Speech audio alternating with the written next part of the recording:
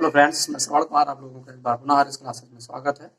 जैसा कि हम लोग पढ़ रहे थे दो चर रैखिक समीकरण युग, तो दो चर रैखिक समीकरण युग में आज हम लोग बात करेंगे समीकरण युग को हल करने की विधियों के बारे में। तो देखिए, दो चर रैखिक समीकरण युग्म का हल करने की जो विधियां होती हैं वो क्या होती हैं। दो चर रैखिक समीकरण को हल करने की विधियां। दो चर रैखिक समीकरण को हल करने की जो विधियां होती हैं वो मुख्यतः तीन विधियां होती हैं। दो चर रैखिक समीकरण को हल करने की तीन विधियां होती हैं। एक होती है प्रतिस्थापन विधि, पहली होती है स्थापन विधि और दूसरी होती है विलोपन विधि। विलोपन विधि और तीसरी होती है वज्र गुणन विधि। ये तीन विधियां होती हैं दो चर रैखिक समीकरण को हल करने की। तो इसमें जो पहली आपकी विधि है प्रतिस्थापन विधि, ये क्या होती है इसको समझिएगा। तो इसमें पहले बात कर रहे हैं प्रतिस्थापन।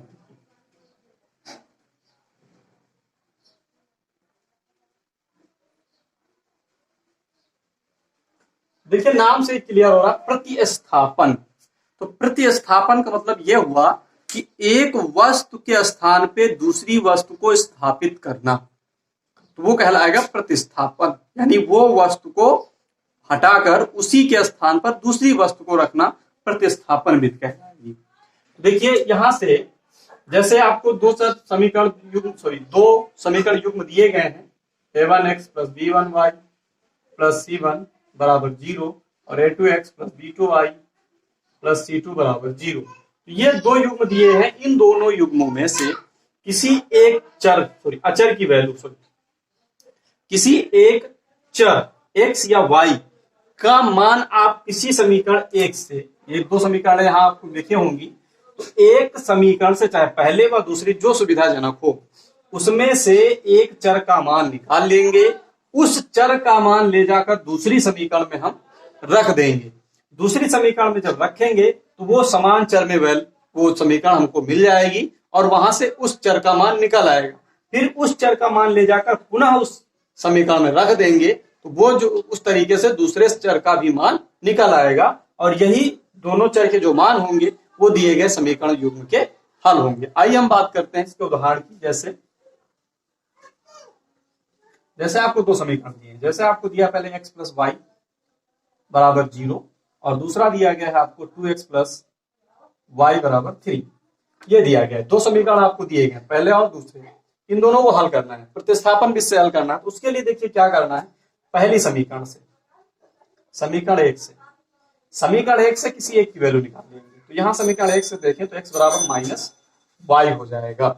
अब x का मान समीकरण दूसरे में रख देंगे, प्रतिस्थापन करना है, यानी x के स्थान पे माइनस वाई रख देना है। तो यहां से लिखेंगे x का मान समीकरण 2 में रखने पर, तो 2 में रख दिए, इसको 3 मान लीजिएगा समीकरण। तो 2 में रखेंगे तो यहां से x के स्थान पर रखेंगे तो ये हो जाएगा 2 गुणे माइनस वाई प्लस वाई बराबर 3। तो ये बनेगा माइनस 2y और प्लस वाई बराबर 3। अब देखिए, ये जो समीकरण है आपको समान चर में मिल गई। अब इन दोनों को जो भी है प्लस हो रहा है तो प्लस कर दीजिए, माइनस हो रहा है तो माइनस कर दीजिए। तो यहाँ -2 और प्लस वाई, तो ये जो बचेगा वो आपको मिलेगा माइनस वाई बराबर 3। तो इस तरीके से जो y की वैल्यू मिली वो -3 मिलेगी।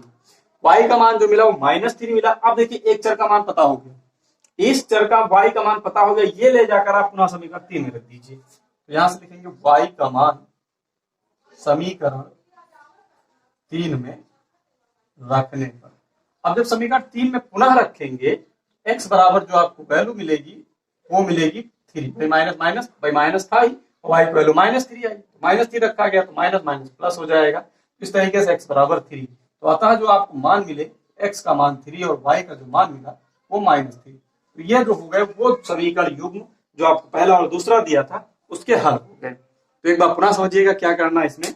जो भी दो समीकरणें दी गई हो, दोनों में से जिस समीकरण से आसानी से एक चर का मान निकल आए वो निकाल लीजिए। उस चर का मान ले जाकर जो समीकरण दूसरी समीकरण है उसमें रख दीजिए। फिर ये नहीं करना है कि एक्स पहली समीकरण से एक्स का मान निकालो, ले जाकर पुनः पहली समीकरण में रख दें, तो आप हल नहीं कर पाएंगे, उस कंडीशन पे समस्या हो जाएगी। तो इसके लिए क्या करना, एक समीकरण से आप मान निकालिए, वो चाहे पहली से निकालिए या दूसरी से निकालिए, जिससे सुविधाजनक हो। वो उस चर का मान ले जाकर आप पुनः दूसरी समीकरण में, जिससे आप जैसे मान लिया दूसरी से निकालें तो पहली में, और पहली से निकालें तो दूसरी में रख दीजिए। तो वहां से जो समीकरण आपको मिलेगी वो एक चर में मिल जाएगी और उस चर का मान वहां से प्राप्त हो जाएगा। अब उस चर का मान ले जाकर आप पुनः जो मान निकाले थे जिस समीकरण से उसमें रख देंगे और उस तरीके से दूसरे चर का मान भी आपको पता चल जाएगा। और यही चर के जो मान होंगे आपके एक्स और वाई के, वो समीकरण युग्म के हल कहलाएंगे। तो इस तरीके से प्रतिस्थापन विधि से आप किसी भी समीकरण युग्म को आसानी से हल कर सकते हैं। आइए हम देखते हैं दूसरी जो हमारी समीकरण हल करने की विधि है विलोपन विधि, उसके बारे में।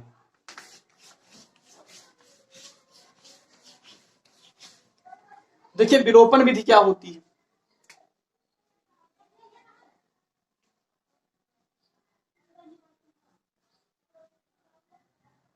विलोपन, विलोपन का मतलब होता है विलुप्त करना। विलुप्त करना यानी उसको वहां से गायब करना। तो देखिए यहां से जैसे आपको दो समीकरण दिए, a1x plus b1y plus c1 बराबर 0, a2x plus b2y plus c2 बराबर 0, ये हो गई समीकरण नंबर 1 और ये हो गई समीकरण नंबर 2। अब देखिए जैसे मैंने पिछले पे प्रतिस्थापन बताया, तो प्लस यहाँ पे लिखा हुआ, जरूरी नहीं कि जो अचर वैल्यू हो इधर ही हो, उधर भी हो सकती है, उसे कोई लेना देना नहीं। और अचर वैल्यू को आप बराबर 0 के उस पार ही रखेंगे तो ज्यादा अच्छा होगा दो विधियों में, पहले प्रतिस्थापन और विलोपन विधि में। बाकी जो है वज्र में वो अलग कंडीशन होगी, उसके लिए हम आगे बताते हैं। अब देखिए इसमें क्या करना है, जैसे दो समीकरण युग्म दिए गए, तो इसमें जो है किसी एक चर के गुणांक को आपको समान करना है, चाहे एक्स वाले को समान कर लीजिए या वाई वाले को।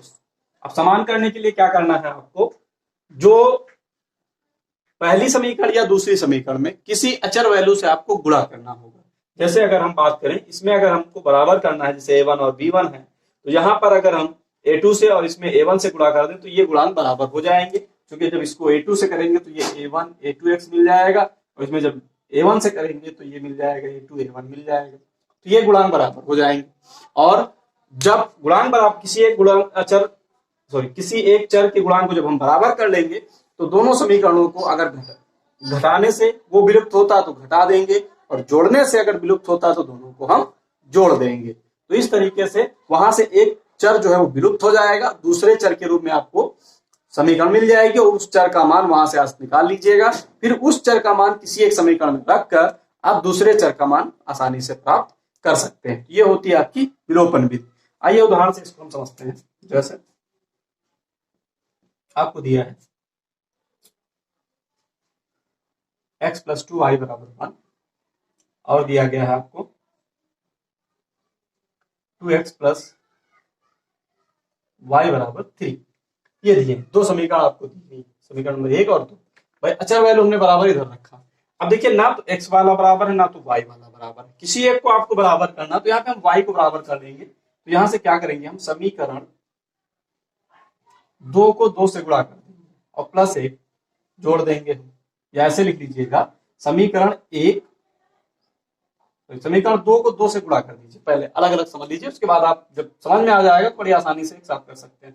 तो समीकरण 2 को 2 से गुणा करेंगे तो ये हो जाएगा 4x, और प्लस का ये हो जाएगा 2y बराबर 3, सॉरी 2y नहीं, ये हो जाएगा 6। 3 दूनी भाई पूरे सभी से गुणा होना है, तो 4 हो गया, 2 हो गया और 3 दूनी 6, ये हो गई। अब समीकरण 1 ये बन गया समीकरण नंबर 3। अब यहां से समीकरण 1 व 3 से, अब 1 व 3 से क्या करना है, एक हमारी है x प्लस 2y बराबर 1, और तीसरी जो है वो हमारी 4x प्लस 2y बराबर 6।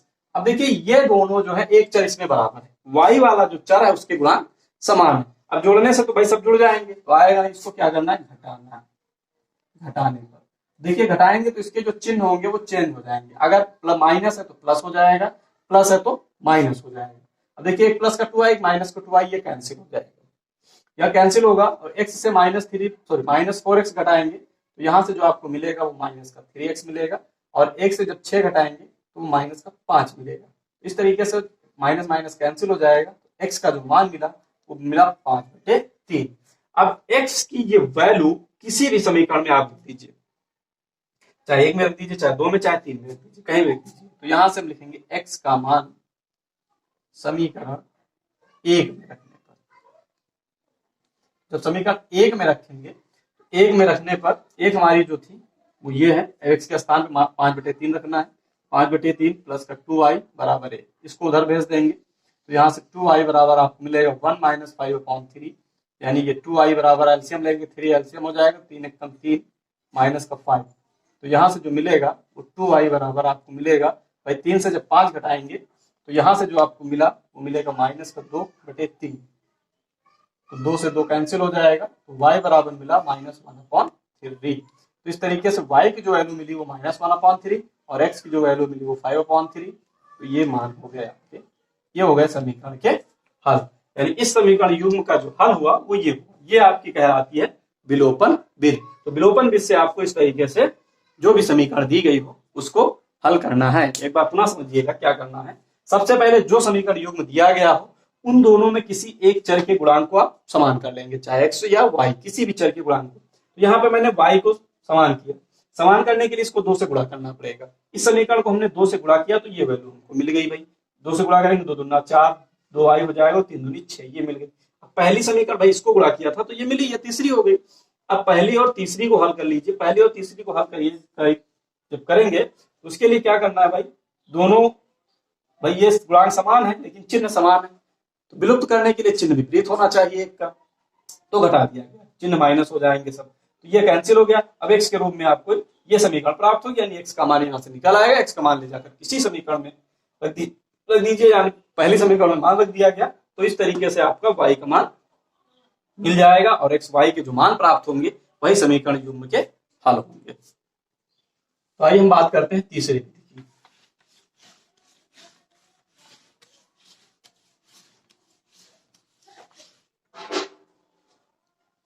वज्र गुणन विधि, तीसरी जो है वो वज्र गुणन विधि।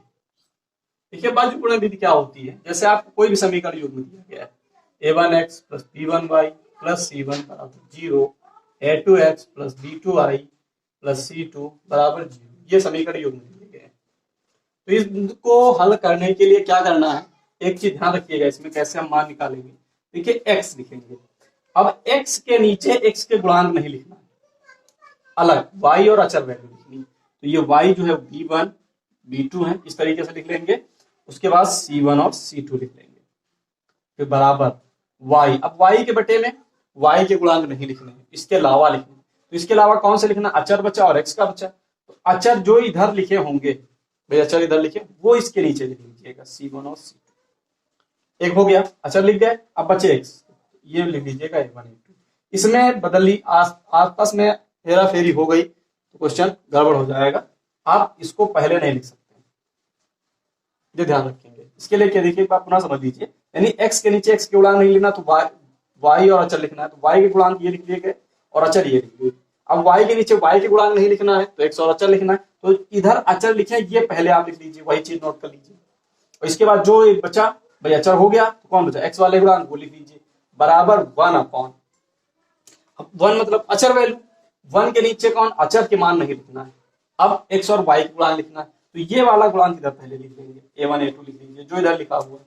ये किसका था, x का था, वो लिख गया, बचा कौन, y, वो इधर लिख लीजिए, b1 और b2, ये हो जाएगा। अब देखिए इसका गुणा इससे कर दीजिए, फिर माइनस इसका गुणा इससे, ये प्रक्रिया ऐसे सब में कर दे दी है।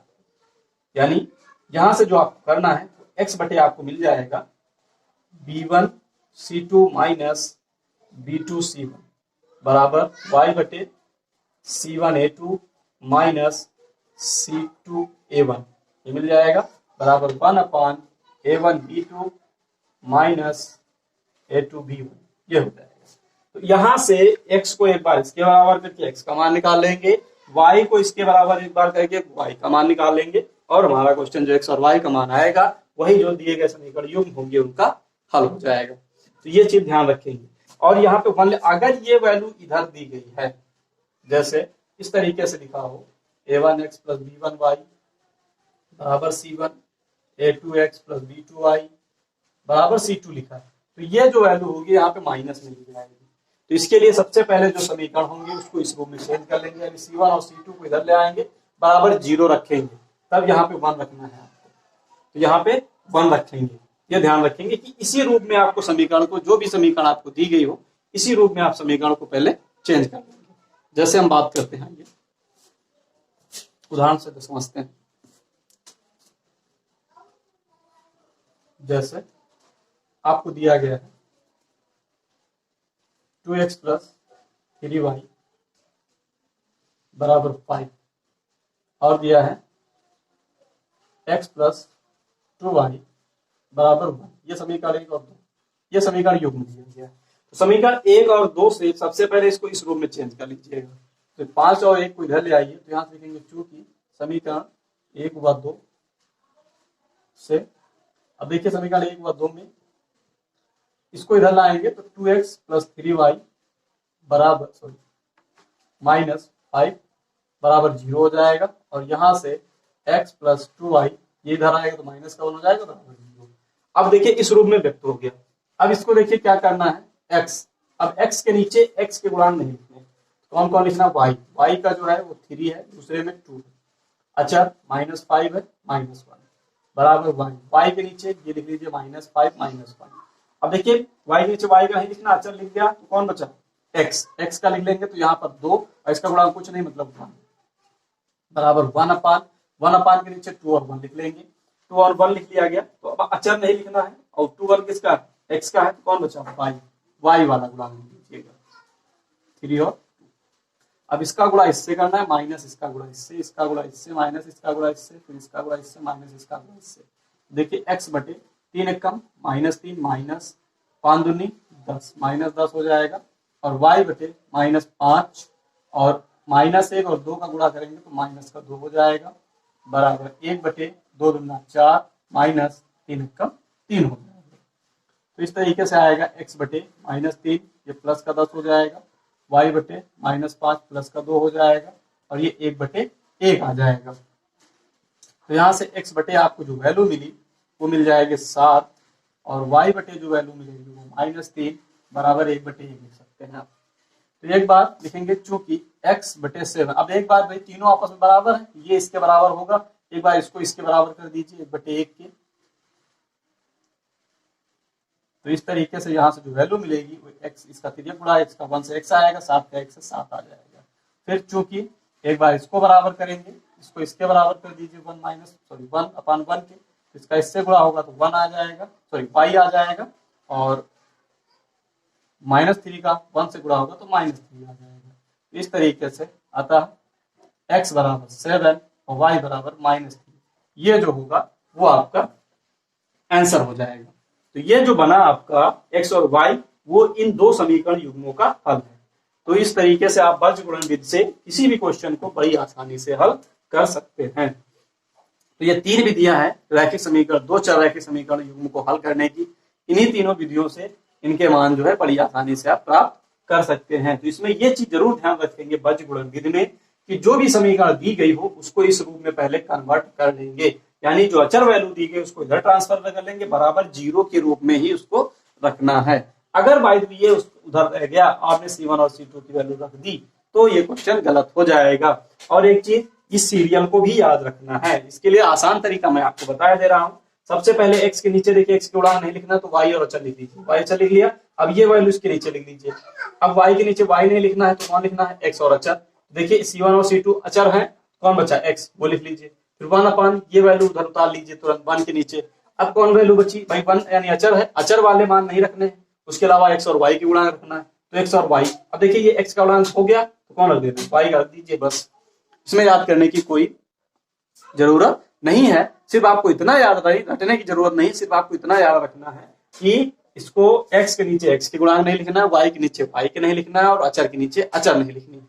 उसके अलावा जो है वो शेष लिखना, और किस क्रम में लिखना वो मैंने आपको बता दिया। उसी तरीके से जो भी समीकरण युग्म दिया गया हो उसको आप हल कर सकते हैं। तो ये हो गई 2 चर रैखिक समीकरण और दो चर रेखीय समीकरण युग्म को हल करने की विधियां, जो मुख्यतः 3 विधियां हैं, तीनों विधियां बता दी गई। तो आशा करते हैं आप लोगों को ये वीडियो पसंद आया होगा और समझ में भी आया होगा। तो अगर वीडियो आपको अच्छा लगा तो लाइक और सब्सक्राइब जरूर करें और वीडियो को पूरा देखें शुरू से अंत तक। तो आज के लिए इतना ही, मिलते हैं अगले वीडियो में। धन्यवाद।